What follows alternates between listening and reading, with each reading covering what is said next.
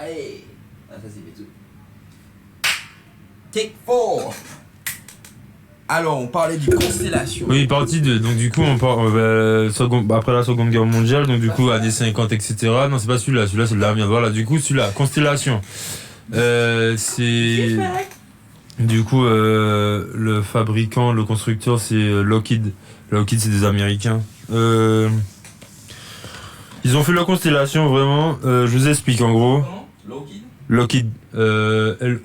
L-O-C-K-E. Lockheed. L-O-C-K-H-E-E-D. H-E-E-D. Lockheed.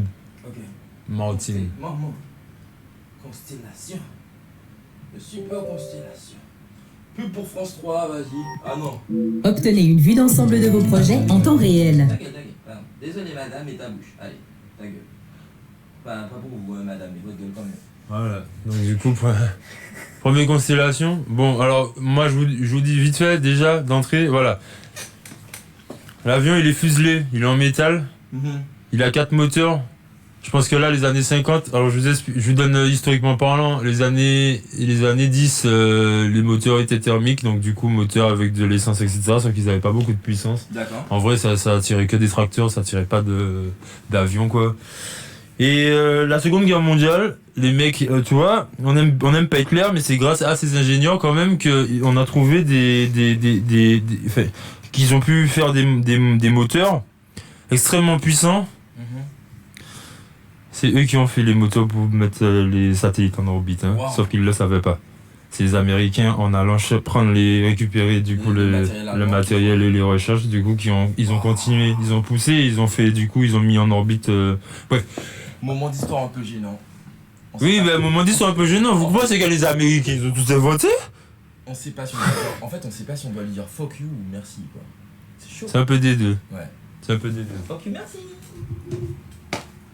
Alors, on laisse Hitler là où il est et c'est pour Hitler, hein, c'est pas pour. Voilà, du coup, en fait, la Seconde Guerre mondiale, techniquement parlant, les moteurs, vraiment, ils ont eu des avancées de fou. Ouais. Voilà, donc là, je vous montre vite fait. Premier moteur, vrai moteur.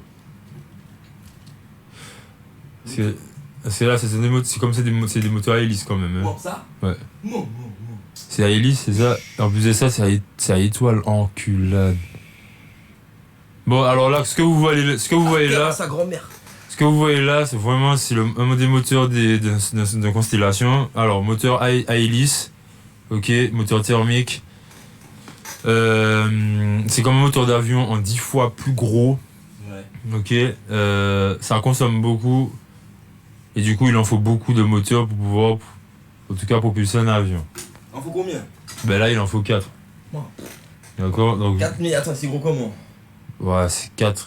Ben c'est la diagonale, hein. ça fait. Ça. Ouais, c'est pas la diagonale, toute la diagonale, mais genre en diagonale, tu le poses là. Ah ouais. Bien comme il faut. Hein, non.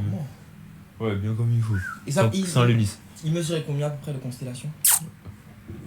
Wikipédia, aide-moi s'il te plaît. Mais je sais pas. Combien à peu près? Franchement, c'est 50 passagers. Il doit faire quoi? 28 mètres, 30 mètres. Je sais plus. 28 mètres. Ouh, 29 mètres 3, hein. Ouais, 29 28 mètres, 30 mètres. Ça c'est le compas qu'il y a dans l'œil. Et du coup, ben voilà, ils ont commencé en fait l'aviation vraiment, le transport de passagers avec la super constellation. Voilà, on faisait un Paris-New York quand même en à peu près 12 heures, les frères. C'est pas comme si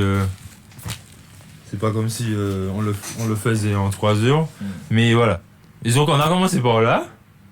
Enfin, l'aviation. Moi, je n'ai pas commencé. L'aviation a commencé par là. Yes. Mais quand bien même, la constellation n'était pas si fiable que ça. Je m'explique. Ok. Vous savez nous sommes des enfants, nous sommes des enfants et que maman nous dit de ne pas courir pieds nus, etc. Parce qu'il y a des roches et on va se péter les pieds. On n'écoute pas, on court, on se pète le pied, on dit maman bobo. Et bien c'est la même chose en fait. On est inconscient parce que l'avancée, techniquement parlant, c'est bien. Sauf qu'en fait, il y a un autre truc aussi, c'est que si tu as envie d'arriver au point B en bonne et due forme, il faut de la sécurité. La sécurité, à cette époque-là, n'était pas très mise en valeur. D'accord. La technologie avant la sécurité. On veut prouver aux gens qu'on arrive à voler et qu'on veut faire des avancées, etc. Sauf que sur 10 constellations, il y en a 2 qui tombent en panne et puis il y en a un qui tombe en panne en plein air. Ah, mon Dieu. En vrai? De vrai? Non, C'est ce qui s'est passé? Ah, mais on faut de vrai. Waouh. On faut de vrai. Avec les passagers dedans? Avec passage dedans, Fred dedans, tout ça. Le Zeppelin, pareil. Moi, je vous dis, je vous donne une aparté. Le Zeppelin, c'est le grand dirigeable et tout. Les gars, ils avaient très avancé, tout ça. Le Zeppelin a été utilisé durant la Seconde Guerre mondiale pour être le bombardier et en fait l'avion de reconnaissance. Pourquoi? Parce qu'il fait pas de bruit. Ok. Il fait pas de bruit, on t'entend pas, le radar on te voit pas, etc., Wow. etc. Donc du coup, en fait, il passait là en mode fantôme. La mort vient du ciel, c'est le Zeppelin. Aïe. Ah, c'est ça le. Oh, waouh. Le